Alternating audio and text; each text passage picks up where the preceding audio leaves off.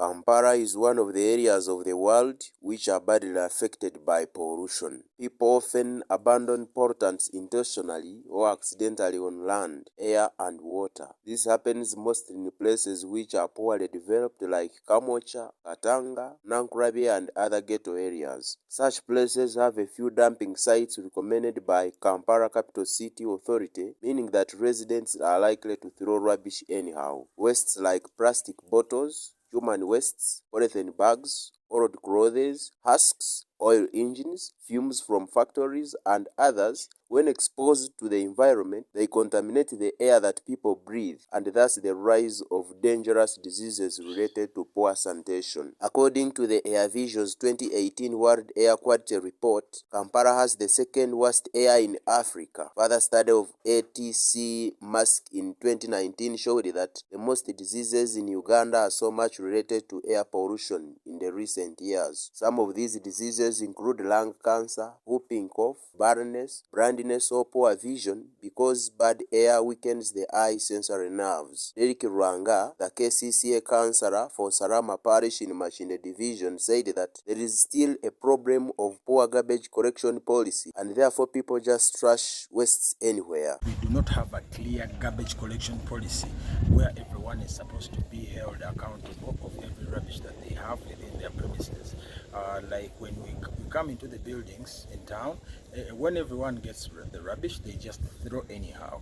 Sometimes they do not even have litter bins, because Nabugabo up to the one responsible for collecting rubbish within the city will find the Kcca within the litter bins, and they get it from there. Rwanga said that people who complain when Kcca charges them on collecting rubbish are wrong. The association alone does not have enough funds to clean the city without the support of the common people. Instead, the private companies which work with Kcca, like Home Clean, Beanit, Nabugabo Updeal, should be regulated on how much they should charge so as not to use this as the chance to make profits. Rwanga also said that in some areas, Kcca collects rubbish in slums of Kampala for free. These ones come in because they are private, they are supposed to charge these people.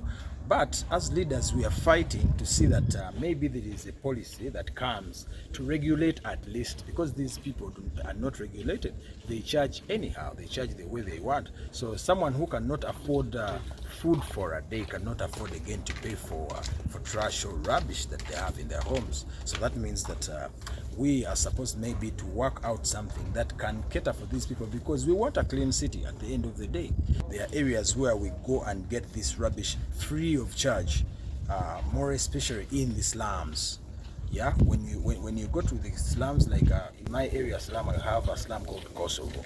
That one, a truck goes there almost every day to collect their rubbish and take it. The very same thing that happens to Nabisaru, Katwe down there in the ghettos, they get a free vehicle that goes there. Ginson Mutumba, the youth councillor for Chiganda zone in Kcca, said that people have a bad practice of throwing pollutants in society. He condemned all those who open up their toilets to the water channels during rain, as this risks others from catching infectious diseases like dysentery. People here have a poor culture that when they finish to drink the water and all the kind of pollutants, the uveras and others, they just dump them into the society. And this is what is leading to a lot of pollution. The fact that we have a Miara, we have the natural Mwara, the water channel. This one takes water from Uganda zone, Kasato, and takes all this through the main Mwara water channel, the natural channel. Those who are supposed to be taking care of these things, the community leaders have failed to go and clean and okugugula, removing the Kasasolo from the Mwara. Because here we have a lot of public toilets, that's Murura the toilets, and then that waste goes and spreads across the whole villages. And then it ends up also spreading diseases. Jeffrey Taebwa, a student at the College of Agriculture and Environmental Science at Makerere University, said that government allocates a lot of sums to different sectors compared to what is allocated to Kcca, yet a normal human being is legally supposed to live in a good healthy environment. The government giving a priority to other sectors but not concerning with the environment and water. So the government has shifted a lot of funds and a lot of budget to other sectors, for example, like transport, security, but they are forgetting about we are living in a society where we need a healthy environment. And as the constitution of Uganda states that a citizen should have a good environmental working conditions and a healthy environment around, it should be their responsibility, I may say in this. So they have shifted a lot of sums of money to other sectors, and I would say Kcca has less manpower, has insufficient trucks, and even the salaries for the people who do that is also down, just because the government has given a priority to other sectors, but not the concern of the environment.